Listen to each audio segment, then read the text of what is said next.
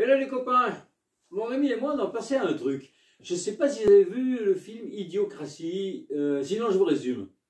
C'est un type et une fille, tout ce qu'il y a de plus ordinaire, qui ont été cryogénisés. Tu vois. Ils se réveillent 5 siècles plus tard, ils s'aperçoivent que sur Terre, il n'y a plus que des idiots. Même qui sont les deux plus intelligents de la planète, sans déconner. Mais comment une chose pareille a pu arriver?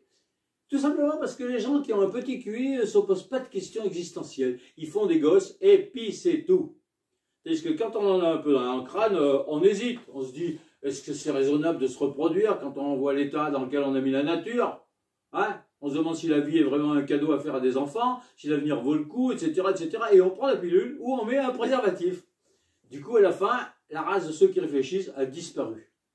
Voilà. Ça vous fait pas penser à autre chose? Une situation beaucoup plus actuelle? Les élections, pardi. D'un côté, tu as ceux qui ne se posent pas de questions, les enragés de droite et l'extrême droite, les fachos, les racistes, les anti-IVG, les chasseurs, enfin tous les blaireaux, les taupes en ma gueule, pétés de thunes, qui veulent surtout pas partager. Et aussi quelques pauvres qui se sont tellement bien fait laver le cerveau que même une fois dans la fosse commune, ils croient encore au ruissellement du fric et du haut en bas. Enfin bref. Ceux-là, tu peux être sûr qu'ils y seront le 10 avril pour lutter contre le grand remplacement ou pour éliminer les méchants révolutionnaires de gauche qui veulent voler une part de leur gâteau. Ils vont pas rater l'occasion. Les méchants révolutionnaires de gauche aussi, ils y seront. Bon, oui, mais ils sont moins nombreux parce qu'ils sont étouffés sous la propagande des médias appartenant aux précédents. Eh oui, c'est comme ça. Et de l'autre côté, il y a ceux qui réfléchissent.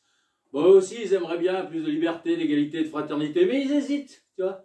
Ils hésitent, tu vois, ils se tâtent, ils analysent le pour et le contre, tu vois. Ils se demandent à quoi ça sert, parce que de toute façon, à la gauche et à la droite, c'est pareil, hein.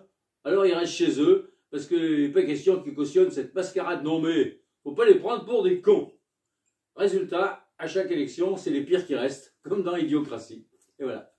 Et c'est comme ça partout où on vote, hein. Ça donne des Bolsonaro, des Erdogan, des Loukachenko, des Trump, des Poutine, des Xi Jinping, des Sarkozy, des Macron, des Le Pen, etc., etc.